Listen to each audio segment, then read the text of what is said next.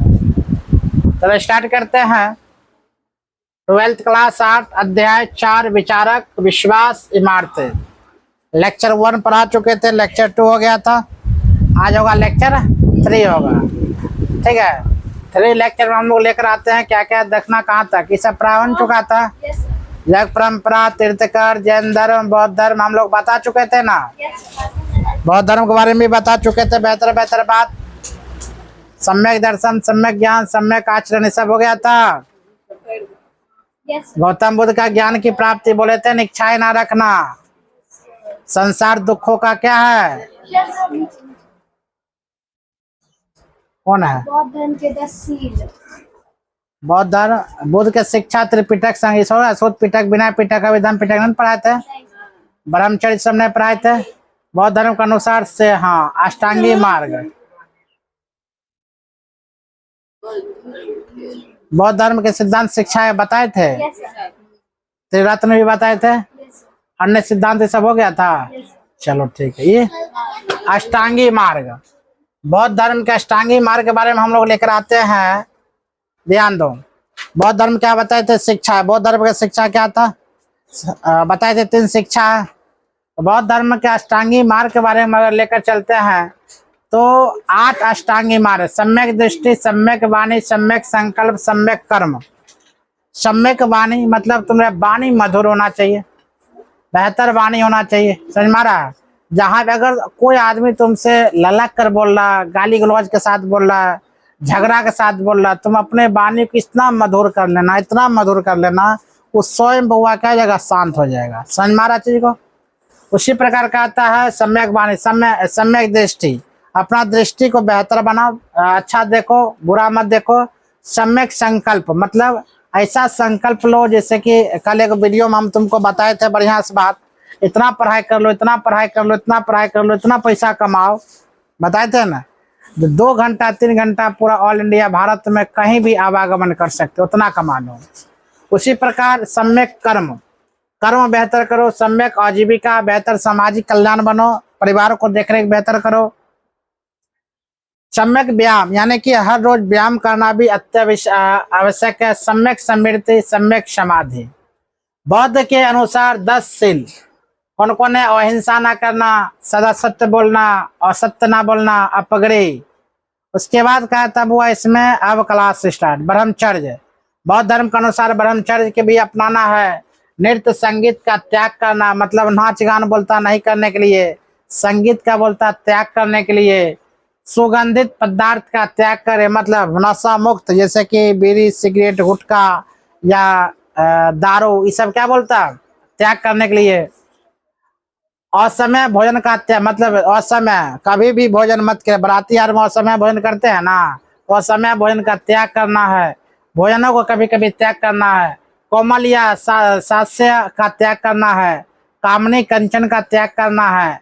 बुद्ध की शिक्षा त्रिपिटक में संकलित है, शुद्ध पिटक, विनय पिटक, अभिधम पिटक। बुद्ध के अनुयायी और संघ, चंद और अनुयायी संघ। बुद्ध ने अपने शिष्यों के लिए संघ की स्थापना किया था, किसका स्थापना किया था, संघ। बुद्ध ने अपना शिष्य के लिए क्या चीज का स्थापना किया हुआ था, संघ। किसकी स्थापना, संघ की स्थापना किए थे। संघ और संघ बौद्ध भिक्षुओं की एक ऐसी संस्था थी जो धर्म के शिक्षा बन गया था। यह भिक्षु एक सादा जीवन बिताते थे, बिल्कुल सही है, जितना भी हुआ भिक्षुए है सब कौन जीवन बिताते हैं, सादा। हम लोग को भी सादा जीवन बिताना चाहिए। सादा जीवन का मतलब क्या, नॉर्मल फैमिली होना चाहिए, है कि ना। नॉर्मल की 4 5 5 7 5 मैक्सिमम होना, 5 6 फैमिली, मतलब सब 5 6 फैमिली में 5 7 घर होना चाहिए, ऊपर नीचे 2 तल्ला मंजिला होना चाहिए घर, है कि ना।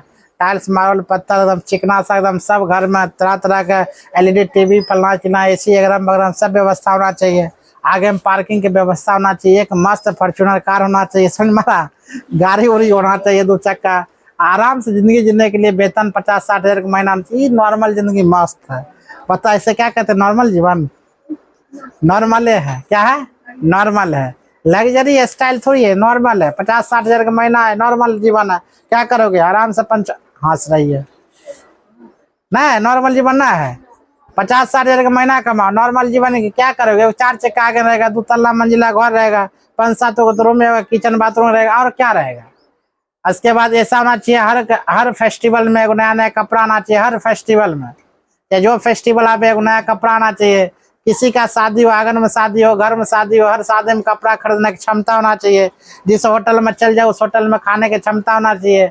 हर वीकली मतलब हर सैटरडे क्या होना चाहिए, फैमिली सहित रेस्टोरेंट जाकर भोजन करे। हर संडे कहीं पार्क घूरे, वाटर पार्क घूरे, कहीं आराम से घूर कराए। शाम में लग्जरियस क्या करे, पार्टी उटी दे, आराम से हो जाए, मस्त फैमिली। मीडियम फैमिली, चाहे वही नॉर्मल मीडियम। लो क्वालिटी किसे कहते हैं, जिसके घर में मान लो 20-25 हजार का महीना आ रहा है, वो लो क्वालिटी हुआ। ज्यादा से ज्यादा 20-25 हजार का महीना जो आता है लो क्वालिटी, वो क्या करेगा, वो इच्छा भर अपना भोजन नहीं कर सकता है। डेली बोलो बकरा खाना तो खा नहीं सकता है। डेली बोलो बकरा चलो पनीर हम खाएंगे तो वो नहीं खा सकता, जो बात है। हरा भरा सब्जी वो नहीं खा सकता है। बच्चा बोलेगा हमको कपड़ा सिलाना है, अभी नहीं सिलाओ, तो 20-25 हजार हम लोग क्या कर सकते हैं, कुछ नहीं कर पाओगे। मीडियम फैमिली उससे कहते हैं। हाई क्वालिटी की फैमिली कहते हैं, बताते हैं हाई क्वालिटी की फैमिली क्या है। मस्ती से अगर मान लो 4-5 गो 7 गो 8 गो है तो 16-17 गो रूम होना चाहिए। हर घर में एगो अटैच बाथरूम होना चाहिए। हर घर में बेडरूम में तरह तरह के LED टीवी फैलाना चलाना चाहिए। एगो हॉल होना चाहिए, बड़का हॉल, सिनेमा हॉल, उसी में थिएटर होना चाहिए खतरनाक रूप से, वो हाई क्वालिटी का। हर घर का आगे मतलब एक बड़ा सा फील्ड होना चाहिए, पार्क, तालाब अंदर में एकदम होता है ना, चाय कॉफी नाश्ता पीने के लिए मंच सा एकदम जगह होना चाहिए जहाँ यहाँ पर पिए, वो हाई क्वालिटी है कि नहीं। बेटा है तो बेटा के लिए अलग कार होना चाहिए, बेटी है तो बेटी के लिए अलग कार होना चाहिए। हर कोई एक गाड़ी होना चाहिए, घर अपना फेस्टिवल घूरो फिरो ऐश मौज करो, वो हाई क्वालिटी। ऐसे पहले जो बताओ उससे क्या है, मिडिल, उससे बीच का क्या कहते हैं, लो। और गरीब क्या है, जो मतलब खा भी नहीं सकता है, जो सोच रहा है खाने के लिए, वो होता है गरीब। तो हम लोग क्या है, गरीब। हम लोग क्या है, गरीब। सोच रहे हैं खाने के लिए तो हम लोग क्या है, गरीब। समझ में आ रहा है हम लोग का अस्तित्व कितना नीचे है, बहुत नीचे है। तो हम लोग का फैमिली यही है। एगो कपड़ा को हम लोग 3-3 साल पहनते थे, गरीबी नहीं है तो क्या है। 5-5 साल पेंट को निकाल देते, गरीबी है तो क्या है। सही बात है कि नहीं, बताओ। एक मोबाइल को 10 साल यूज करते, टिप टाप हैंग करते रहेगा तो ना टिपते रहते हैं, वो गरीबी नहीं तो क्या है। अजीब लीला है कि ना। हम लोग बुखार जार बुखार है तब सेब संतरा नसीब में होता है, तो गरीब नहीं तो क्या। क्या सुबह उठते हैं जूस मिलता है, चाहिए नसीब नहीं होता, ललका चाय नसीब होता। छोड़ो, ज्यादा नहीं बोलेंगे ना। तन जब भिक्षुक सादा जीवन बिताते थे, शुरू में केवल पुरुष ही संघ और शामिल हो सकते थे। प्रिय शिष्य आनंद के कहने पर महिलाओं को संघ में आने की अनुमति देती। यही गलती किए थे महात्मा बुद्ध ने, गौतम बुद्ध ने, गौतम बुद्ध ने सबसे बड़ा दिक्कत यह है कि महिलाओं को शामिल कर दिया था। महिला को शामिल किया, उसका धर्म वहीं पर खत्म हो जाता। बुद्ध की सौतेली माता प्रजापति गौतमी संघ के आने वाली पहली भिक्षुणी बनी थी। हम बताए थे प्रजापति गौतमी कौन थी, गौतम बुद्ध का मौसी, और सौतेली माँ। वो 7वें दिन पर उनका क्या क्या होता है, वो मृत्यु हो जाता है। किनका मृत्यु हो जाता है, ये महिला भी संघ एवं धर्म के उपदेशक थे। महिला क्या था हुआ, ये महिला संघ एवं धर्म के क्या उपदेशिका बन गई थी। संघ में सभी को समान दर्जा प्राप्त है, यानी कि भिक्षुणी के जो भिक्षा भिक्षु जितना भी आएगा सबको समान रूप से क्या था, दर्जा प्राप्त था। सब समान रूप से काम करेगा। संघ की संचालक पद्धति कानून एवं संघ की परंपरा पर आधारित थी। बौद्ध धर्म की दो धर्म थे। नाम क्या था उसका, हीनयान और महायान। बौद्ध धर्म कितने खंडों में बढ़ गया था, 2 खंड में। नाम क्या था, हीनयान और महायान। क्या बोलना है, हीनयान और महायान। उसके बाद देखते हैं, हीनयान भगवान बुद्ध को मानता था। हीनयान किसको मानता था, भगवान बुद्ध को। मूर्ति पूजा नहीं करता था, जिससे दयानंद सरस्वती ने मूर्ति पूजा क्या था स्वामी दयानंद सरस्वती क्या थे, मूर्ति पूजा के विरोधी थे। हीनयान केवल किसको मानते थे बुआ, गौतम बुद्ध को। मूर्ति को नहीं माना करते थे। ऐसे भी कहा गया है, अपना स्वयं का हाथ से मूर्ति बनाकर उसका पूजा पाठ कर और फिर गंगा जी में विसर्जन करना एक गलत है। ये भगवान का अपमान करना है। हम लोग स्वयं भगवान को अपमान करते हैं, बढ़िया से भगवान को नचवाते हैं। उनका अवतार लेकर भगवान को नचवाते हैं, हम ही लोग एंजॉय करते हैं। ये गलत बात है। जैसे कि मान लीजिए बोलता है हम लोग जागरण करवा रहे हैं, बहुत गलत घिनौना काम है। आप जागरण करवाते तो बताओ किसको, किसका प्रतीक देकर किसको नचवा रहे हैं? समझ में आता है? शंकर जी का अवतार ले लिया, उसका उनका डुप्लीकेट बन गया, लक्ष्मी जी का डुप्लीकेट बन गया, सरस्वती जी की डुप्लीकेट बन गया, दुर्गा जी की डुप्लीकेट बन गया, उन्हीं को सबको नचवाते। एंजॉय कौन करता है? मनुष्य। ये खराब आदत नहीं तो बढ़िया है। यही हुआ बुआ कलयुग, यही हुआ कलयुग का अंत। यही मानव जो होता है वही खत्म हो जाएगा। तो हम लोग एक तरह से देखा जाए गलत काम करते हैं। जागरण तो करना ही नहीं चाहिए, ये सब एक खिलौर हुआ। कभी कभी देखता होगा हनुमान जी बन कर आ गए थे, घरे घर भिक्षा मांगने चलते हैं, कितना खराब लगता है। मुश्किल जानते हो, जिस भगवान को हम पूजा पाठ करें, भगवान का दर्जा दिए हुए, उनका घरे घर ये हाल है। ये गलत बात। चलो, तो हेनियान समझ में आ गया। भगवान बुद्ध को मानता था और मूर्ति पूजा नहीं करते थे। महायान भगवान बुद्ध के साथ बौद्धित्व की शिक्षाओं को भी मानता था और मूर्ति पूजा में विश्वास रखता था। मतलब एक याद रखना, हीनयान मूर्ति पूजा को नहीं मानता था और महायान मूर्ति पूजा में विश्वास करते थे। तो मूर्ति पूजा के विश्वास करते थे। बौद्ध संगीति, प्रथम बौद्ध संगीति कब हुआ? 483 ईसा पूर्व में राजगिरी में महाकश्यप की अध्यक्षता में हुई थी। द्वितीय बौद्ध संगीत 383 ईसा पूर्व हुआ था। कब हुआ? 383 ईसा पूर्व हुआ। यश अध्यक्ष में वैशाली में हुआ था। तृतीय बौद्ध संगीत 250 ईसा पूर्व हुआ था, पाटलिपुत्र में मोगली पुत्र तिस्ता के अध्यक्षता में हुआ था। चतुर्थ बौद्ध संगीत वसुमित्र के अध्यक्षता में प्रथम शताब्दी में कुंडलवन में हुआ था। बौद्ध धर्म के तेजी से फैलने के कारण क्या है? आप बौद्ध धर्म का फैलने का कारण तेजी से क्या हुआ, इसका रीजन क्या है? रे लड़के, बौद्ध धर्म का कितना विस्तार कैसे हो गया, इसका मतलब समझो। बौद्ध धर्म में जाति प्रथा नहीं था। बौद्ध धर्म में क्या नहीं था? वो जाति प्रथा नहीं था। जहाँ जाति प्रथा रहेगा वहां पर क्या लगता है बौद्ध धर्म विस्तार होगा? नहीं। जैसे सिख ईसाई नहीं विस्तार होने का रीजन क्या है? वो सिख ईसाई सबको करते थे। अब बौद्ध धर्म में कोई जाति विशेष नहीं था। बौद्ध धर्म में महिला और पुरुष को समान अधिकार था, बिल्कुल, इसीलिए फैलने के रीजन है। बौद्ध धर्म में आत्मा और ईश्वर के अस्तित्व को नहीं मानता था। बौद्ध धर्म में आत्मा को, ईश्वर को नहीं मानते थे। बोलता था ईश्वर नहीं है, आत्मा नहीं है। लेकिन जैन धर्म बोलता था ईश्वर भी है और आत्मा भी है। सॉरी, ईश्वर को नहीं मानते थे। जैन धर्म ईश्वर को नहीं मानते थे। बौद्ध धर्म ना आत्मा को मानता, ना ईश्वर को मानता, ना पुनर्जन्म को मानता। जब आत्मा को मानवे नहीं करेगा तो पुनर्जन्म को मानेगा? ईश्वर को मानेगा? नहीं। तो हम लोग इंसान जो है किसको मान रहे? वो आत्मा को भी मानते हैं, ईश्वर को भी मानते हैं।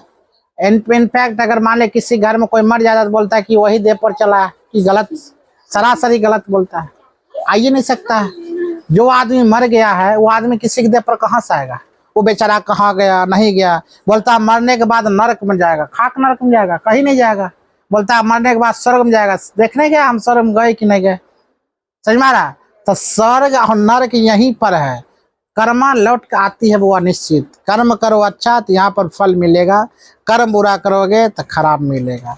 मेरा दृष्टि अगर तुम लोग के प्रति खराब रहेगा तो याद रखना कुछ न कुछ हमारे साथ अनहोनी घटना घटते रहेगा। मेरा दृष्टि नेचर में तुम्हारे प्रति बेहतर रहेगा तो कुछ न कुछ बेहतर होते रहेगा। क्या समझ में आ रहा चीज को? तो कहने का मतलब तुम कितना भी बड़ा आदमी क्यों ना बन जाओ, तुम्हें कितना भी नौकरी क्यों ना लग जाओ, तुम्हारा कर्म अगर खराब है, तुम्हारा घमंड हो गया तो पैसा एक हाथ से आएगा जरूर हथेली पर गड्डी, दूसर का हाथ से गड्डी निकल जाएगा, पता भी नहीं चलेगा। समझ में आ रहा चीज को?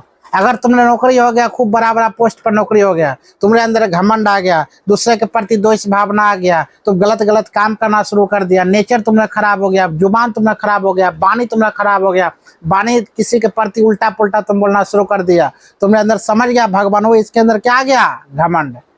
घमंड आएगा जिंदगी झंड होना शुरू है। हो सकता है तुम्हारे अंदर खतरनाक क्या हो जाएगा? बीमारी पैदा हो गया। समझ में आ रहा? पैसा तो रहेगा जेबी में, खा नहीं सकता है। पैसा है जेबी में, क्या नहीं कर सकते हो? खा नहीं सकता। मन चाहा चीज तो बुआ नहीं है खा सकता बीमारी निकलने पर। चलो नहीं बोलेंगे, नहीं तो बुरा मान जाएगा बहुत आदमी। बौद्ध धर्म का नियम ज्यादा कठोर नहीं था, लेकिन जैन धर्म का नियम क्या था? कठोर था। इससे अच्छा तो हम लोग का नियम क्या है? बहुत कठोर है। इस रनवे माइक देखते हो, महापर्व छठ पूजा के बारे में कितना कठोर नियम है। कौवा को भगाने के लिए तो लग्गा ले लेते, भाग होने से नहीं भागो। समझ में? तो हम लोग का महापर्व कौन सा पर्व है? छठ पर्व। सब पर्व के बारे में बोलो, सब पूजा के बारे में बोलो कि छठ पर्व है उसका 1 सप्ताह जो पूजा होता है ना, वो पूजा नहीं है, महापर्व गजब का लगता है उस टाइम। बौद्ध धर्म के मध्यम मार्ग को मानने का बात कहा जाता है। बौद्ध धर्म के पतन के कारण, पतन मतलब समझते हो, विनाश के कारण। बौद्ध धर्म का आखिरकार विनाश कैसे हुआ, पतन कैसे हुआ? ऐसे जितना भी अच्छा मनुष्य क्यों ना हो जाए, जितना भी तुम अच्छा क्यों ना हो जाए, सबका पतन एक ना एक दिन तय है। चाहे कोई कितना भी बड़ा क्यों ना हो जाए, सबका पतन एक ना एक दिन निश्चित ही होगा, गारंटी है। बौद्ध धर्म का परिवर्तित रूप बौद्ध धर्म के पतन का कारण हुआ। परिवर्तन मतलब बड़ा जो रूप होता है, अलग अलग सिद्धांत का परिवर्तन करना है, क्या पतन का कारण हुआ। बौद्ध संघ के धीरे धीरे भ्रष्टाचार पनपने लगा। बौद्ध धर्म लोगों को विलास में लिप्त हो गया। मतलब बौद्ध धर्म में भी क्या होना हुआ? भ्रष्टाचार। जहाँ भ्रष्टाचार होगा वहां पर जेबे करेगा आदमी। हिंदू धर्म में सुधार के कारण बौद्ध धर्म का पतन हो गया था। हिंदू धर्म में सुधार के कारण बौद्ध धर्म क्या हो गया? वो सुधार, पतन हो गया। बौद्ध धर्म इकाई शाखा में बट गया था। बौद्ध धर्म का राजकीय संरक्षण का अंत हो गया। बौद्ध बिहारे पर विदेशी आक्रमण के कारण बौद्ध धर्म का पतन हो गया। आगे स्तूप, आप ध्यान दो, स्तूप। बौद्ध धर्म का अलग अलग स्तूप है। महात्मा बुद्ध जो है अलग, जहाँ सोए थे, कहाँ खाए थे, कहाँ मरे थे, समझ मारा, कहाँ उनका निधन हुआ था, सबका स्तूप बनाया गया था। जैसे कि स्तूप, स्तूप का संस्कृत शब्द होता है टीला, ढेर या थुआ होता है। जैसे राजगिरी में चल जाओ, शांति स्तूप है, वो एक टीला न है, देखेगा आराधना करते हुए, बैठे हुए, आराम से लेटे हुए गौतम बुद्ध का स्तूप। मतलब संस्कृत शब्द क्या होता है? टीला, ढेर, थुआ होता है। महात्मा बुद्ध के परिनिर्वाण मतलब मरना के जब मृत्यु हो जाता है उनके बाद उनकी अस्थियों को 8 भागों में बांटा गया। कितने भागों में? मतलब जब मर गया तो उनके अस्थि को, उसके हड्डी को 8 टुकड़ों में काटा गया, 8 टुकड़ों में डिवाइड किया गया। और कहा था जब 8 भागों में बांटा गया, उन पर समाधि का निर्माण किया गया। और समानता इन्हीं को स्तूप कहा था। मतलब 8 भागों में बांटकर उसमें समाधि बनाकर, ऊंचे ऊंचे टीले बनाकर मंदिर टाइप का बना दिया स्तूप। उससे हम क्या कहते हैं? स्तूप। शांति, जैसे हमारे राजगीर में वो पाट काट कर रखा गया, उसे क्या कहते हैं? शांति स्तूप। मतलब आगे देखते हैं, समानता इन्हीं को स्तूप कहा जाता है। महापरिनिर्वाण यानी बौद्ध की मृत्यु के बाद उसके अवशेषों को रखने के लिए एक जगह बनाई गई जिसे स्तूप कहा जाता है। तो हम लोग जो बौद्ध धर्म में शांति स्तूप जाते हैं देखने के लिए, घूमने के लिए, वो भगवान का हड्डी उड्डी होगा वहां पर गाड़ा हुआ, वही चीज को हम जो लोग देखने जाते हैं, मरा हुआ शरीर। तो यहाँ बौद्ध धर्म से संबंधित एक महत्वपूर्ण स्थान है। ईसा पूर्व 2री सदी तक भारत पहुंचे। क्या हुआ रे, कुछ बैठल है कि? सारनाथ में स्तूप बनाए जा चुके थे। इसमें सबसे महत्वपूर्ण स्तूप है सांची का स्तूप। यह भारत के राज्य के मध्य प्रदेश की राजधानी भोपाल में के पास स्थित है। सांची नामक गांव में स्थित है। स्तूप का प्रकार ध्यान दो। शारीरिक, इनमें बुद्ध या उनके शिष्यों की अस्थि अथवा शरीर के विभिन्न अंग, दांत, नाखून या केस रखे जाते हैं। यानी कि शरीर का अंग जो होता है, या तो नाखून रखे जाते हैं या दांत रखे जाते हैं, जो मतलब जो कभी ना गले, समझो। इनमें बुद्ध या उनके शिष्यों के अस्थि का शरीर के विभिन्न अंग जैसे दांत, नाखून या केस। जानता ना केस गलेगा, ना दांत गलेगा, ना नाखून गलेगा। जो गलने का चीज नहीं है वही रखा था, तो वहां पर अपना स्तूप बना दिया। सारे आगे लेकर चलते हैं। हड्डी भी नहीं गलता है। अब परिभौतिक, इनमें बुद्ध द्वारा उपयोग में लाई वस्तु जैसे भिक्षा पात्र, चनन, बंदूका एवं आसान आदि रखे जाते हैं। परिभौतिक में क्या क्या रखा जाएगा? जो भिक्षा मांगकर जो आता था, जो जिनके पास बौद्धिक संपत्ति है, जो रख रखा, जैसे बैग हुआ, थैला हुआ या अनाज हुआ, कोई सा संपत्ति, वही मान लिए रखा जाता था। उद्देशिका, यह स्तूप भगवान बुद्ध से संबंधित स्थान जैसे जन्म, निवारण, यात्रा स्थल पर उनकी स्मृति पर निर्मित किए गए हो। संकल्पित, यह बौद्ध तीर्थ स्थल पर श्रद्धालुओं द्वारा निर्मित किए गए। इनका आकार छोटा होता है। स्तूप क्यों बनाए जाते हैं समझो। आखिरकार बौद्ध धर्म में स्तूप क्यों निर्माण होता है? तो ऐसा कई अन्य जगह जिन्हें पवित्र माना जाता है, ऐसा जगह भारत में या विदेशों में, नेपालों में, ऐसा कई जगह जहाँ पवित्र माना जाता है, वहां पर स्तूप का निर्माण कर दिया है। पराग गाल पर हाथ देकर सुन रही हो, ठीक से बैठो न। इसे पवित्र जगह पर बुद्ध ने जुड़े हुए कुछ अवशेष जैसे उनकी अस्थि उनके द्वारा प्रयुक्त सामान गाड़ दिया गया और इन टीलों को स्तूप कहा जाता है। स्तूप बनाने की परंपरा बुद्ध से पहले ही की गई, लेकिन वह बौद्ध धर्म से जुड़ गई थी क्योंकि उनमें ऐसे अवशेष रहते थे जिन्हें पवित्र समझा जाता था। इसीलिए समूचे स्तूप को ही बुद्ध या बौद्ध धर्म प्रत्येक रूप से प्रतिष्ठा मिलती है। स्तूप कैसे बनाए जाते समझो। स्तूप अधिकतर राजाओं के द्वारा बनाए जाते थे, इसके लिए दान देते थे। शिल्पकार व्यापारी इसके लिए दान देते थे। इनको बनाने की स्त्री और पुरुष भक्ति दान देते थे, जिनका नाम स्तंभों पर लिखा जाता था। इनकी सजावट के लिए भी दिए गए दान का पता अभिलेखों में चलता था। सांची और भरतू प्रारंभिक स्तूप बिना अलंकरण सजावट को है, इनमें केवल पत्थर की वेदिका और तोरण द्वारा है। बाद के स्तूप जैसे अमरावती पेशेवर में शाह जी की ढेरी स्तूप के मूर्तियों को सजावट और नक्काशी मिलती है। स्तूप की संरचना, खैर इस सब स्तूप के बारे में दिया गया, बहुत ज्यादा ही कुछ दे रखा, ठीक है। भाई कुछ यहाँ पर स्तूप है, ये अंग्रेज के समय बनाया गया था।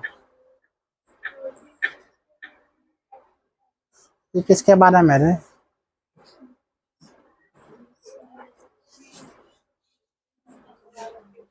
ये अमरावती के स्तूप है, सुन लो, ठीक है। अमरावती के स्तूप, यह सांची के संरक्षण की जिम्मेदारी भारतीय पुरातात्विक सर्वेक्षण विभाग के पास है। अमरावती के स्तूप आंध्र प्रदेश में। अगर तुमसे पूछा जाए अमरावती के स्तूप कहाँ स्थित है, आंध्र प्रदेश में। कहाँ स्थित है? आंध्र प्रदेश में। नींद लग रहा है? एक ही मजा नहीं आ रहा है क्योंकि बोरिंग आप सब्जेक्ट हो गया है। 1796 में स्थानीय राजा मंदिर बनाने में अमरावती स्तूप के पत्थरों को काम में लिया गया और 1854 के कमिश्नर एलियट ने यहाँ की मूर्ति और उत्कीर्ण पत्थरों को मद्रास ले गए। इन्होंने पश्चिमी तोरण द्वारा को भी खोज निकाला। बाद में ये अलग अलग जगह ले गए और मद्रास इंडिया ऑफिस, जैसे बंगाल, जैसे कलकत्ता में Asiatic society of Bengal, London, अंग्रेज के बागों में इस क्षेत्र का नया अधिकारी यहाँ कहकर मूर्ति ले जाता था। उसके पहले वालों की ने भी ऐसे भी किया था। इस सब के बारे में चलो आप दूसरे सब्जेक्ट के बारे में पढ़ते हैं। सब